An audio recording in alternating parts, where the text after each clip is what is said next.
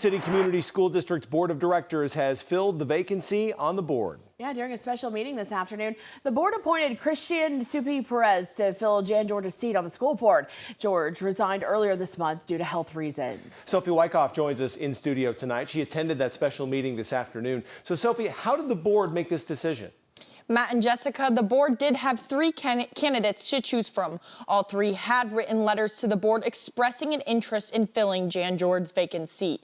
That included AEA Regional Director Ryan Krieger, Navy veteran Jebediah Hibbs, and Western Iowa Tech's Christian Supiot Perez during the first vote. The board was unable to make a majority decision, but in the second vote, the board approved the appointment of Supiot Perez. He says his goals as a member of the school board are educational equality and linguistic diversity.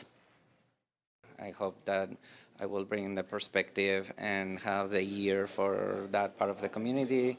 That makes 25% of our students, right? That they are multilingual or English learners students.